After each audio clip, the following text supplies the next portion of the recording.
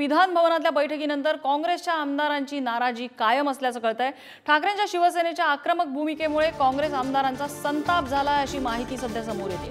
काँग्रेसला 16 जागा सोडणार असल्याच्या चर्चेनंतर ही नाराजी असल्याचं कळतंय। पटोले थोरात भूमिका घेत नसल्याचा आक्षेप काँग्रेसच्या आमदारांनी घेतला अशी माहिती मिळते।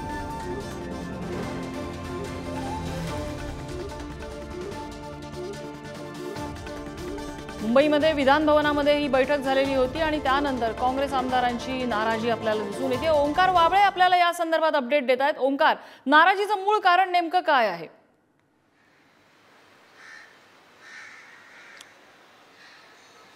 नम्रता, आज ही बैठक सगळी पार पडली, वेगवेगळ्या विषयांवरती चर्चा झाल्या।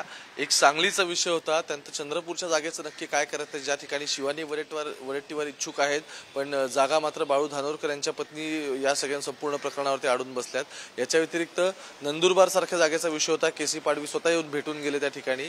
इंटरेस्टिंग गोष्ट ही आहे की ज्यावेळी 22, 16, 10 असा फॉर्म्युला फायनलाइज करायचं जेव्हा चित्र सुरू आहे या सगळ्यामध्ये, आणि त्यानंतर प्रकाश आंबेडकरांचा त्यामध्ये अकोमोडेट जर ते येणार असतील आणि जर हे सगळे महाविकास आघाडी समोर जाणार असेल तर त्यातल्या त्यांना ज्या इंटरेस्टेड जागा आहेत, ज्या 4 जागा ऑफर केल्यात त्या कॉम्प्रोमाइज करणार असं सगळं चाललंय।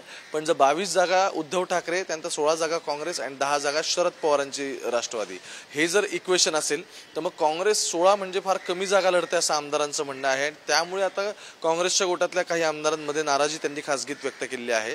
इंटरेस्टिंग गोष्ट ही आहे की नाना पटोले असतील किंवा बाळासाहेब थोरात हे योग्य पद्धतीने बार्गेनिंग करत नाहीत आणि त्यामुळे फक्त 16 जागाच कशा काय, काँग्रेसला आता वातावरण चांगलं आहे। महत्वाचं म्हणजे पॉलिटिकली जर पाहायला गेलं तर उरलेले दोन्ही मित्र पक्ष यांच्यामध्ये फूट पडली आहे, त्यांच्यामध्ये आमदार सुद्धा कमी आहेत। त्यामुळे सगळ्यात मोठा भाऊ महाविकास आघाडीत जर काँग्रेस असेल तर मग काँग्रेसला सुद्धा त्याच पद्धतीने जागा मिळाल्या पाहिजेत।